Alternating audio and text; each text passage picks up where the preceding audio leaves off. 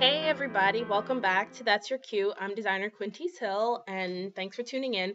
Um, I, as you guys know, I'm a designer, and I said before that I'm gonna kind of start letting you guys in on a little of my world of design, um, in addition to doing my tablescapes and things like that. So one of the things that I have been doing recently, I have been featured in the Washington Post house call section, and so I'm just going to briefly talk about that with you guys. And the link should be below the video of the article that's out today. I hope you guys get a chance to check that out. Basically, the house calls is a section in the lifestyles section of the Post, and basically they allow homeowners to write into the periodical to ask them for design solutions, and then the Post then finds local designers in the area to help come up with a design scheme that helps solve their problems and changes things around and gives them a complete transformation.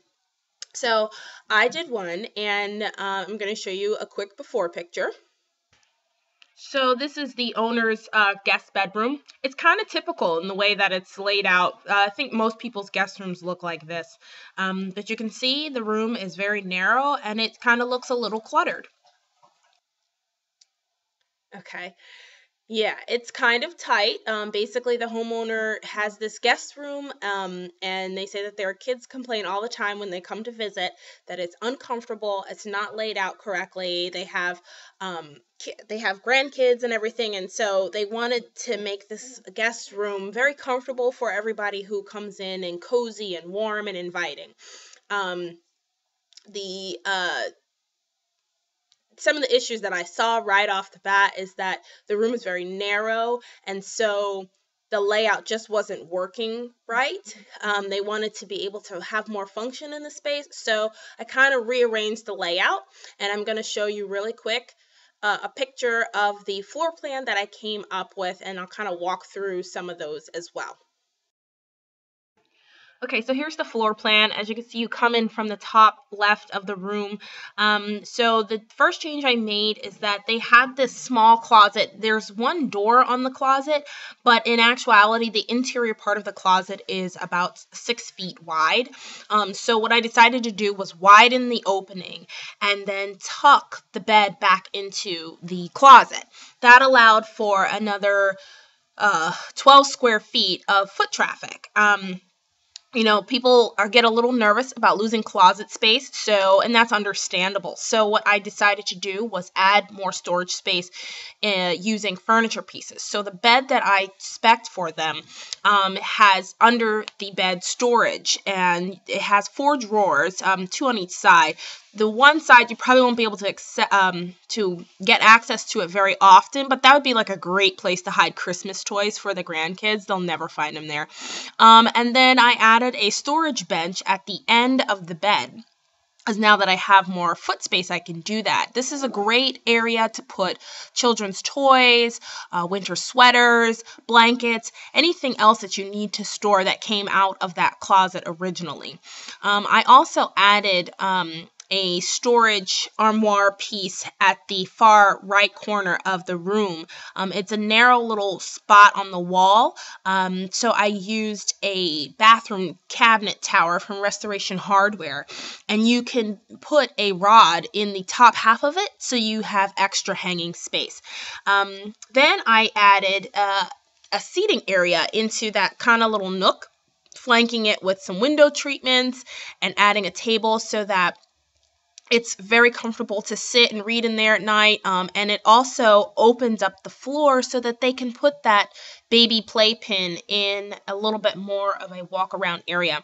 If you look to the left, you'll see there is a console table there. I opted not to do a dresser because it's a guest room. Most guests aren't staying more than a couple days. They don't really need drawer space, but if they did, they can use the armoire piece that I put in the right-hand corner there. It has drawers as well. But anyways, I used a console instead of a dresser because it's you can find them in more narrow dimensions. This one happens to be 12 inches deep, so this worked out perfectly in terms of how narrow the space was. It allowed for easy travel back and forth through the room. So I think the plan laid out really well. It gives them more options in terms of it being a little bit more comfortable and a little bit more usable. Yes, they might have a little less storage, but I think it's worth it. What do you think?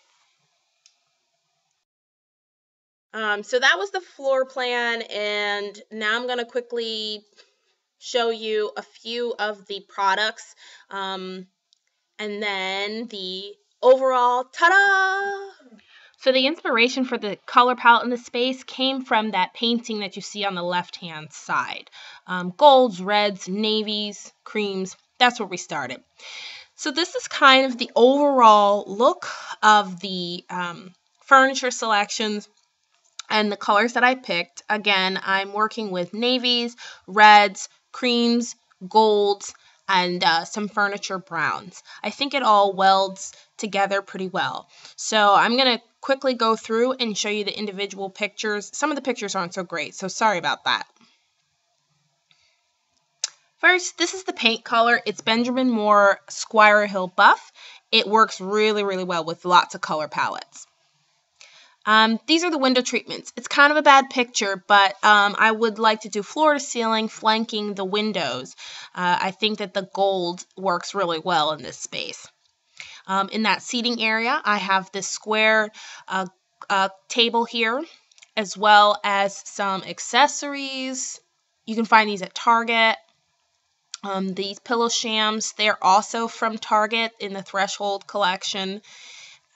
I like the color that has in the birds. This is from Home Decorators. Their collection can also be found in Home Depot.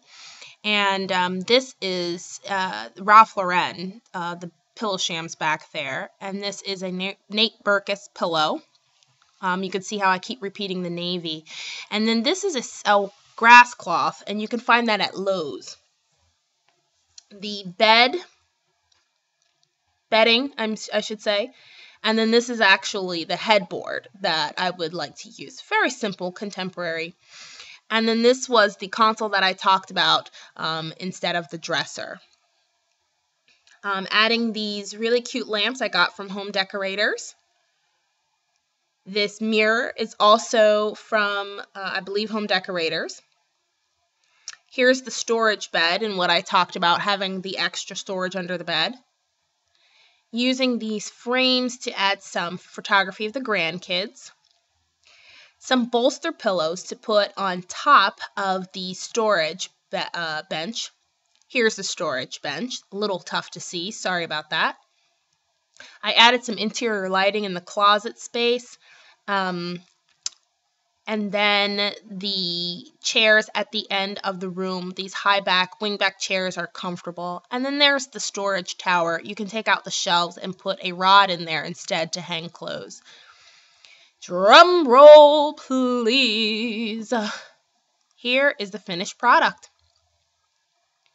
Tucking the bed back into the closet, adding the grass cloth and the sconces really makes a library feel, and it brings it around and makes it nice and cozy. The headboard also does frame the bed really well and keeping with that cozy feel. So you can see that it's added more space. It's a lot more comfortable. There's more plushness to the space. Adding the color to the walls brings the walls in warmer, adding some artwork, mixing up the artwork so we don't just have the Asian flair, but we also have some photography in the space, the pops of the red in the pillows and in the lamps, the narrow console to the left, giving you again more room, and then you have that great seating area at the end where you can just sit and read, have a glass of wine. Well, I hope you enjoyed that. Let me know. Well, that's it for now. Thanks for watching. I hope you guys enjoyed that. Please make sure you rate, comment, and give me your feedback below the video. I like hearing your feedback. And if you guys are interested, I might actually start up a segment of my own of house calls where you guys send me pictures of your space and some measurements, and I can do a quick kind of makeover for you. So let me know if you guys are interested in that, and I will talk to you guys later. All right, take care. Ciao for now.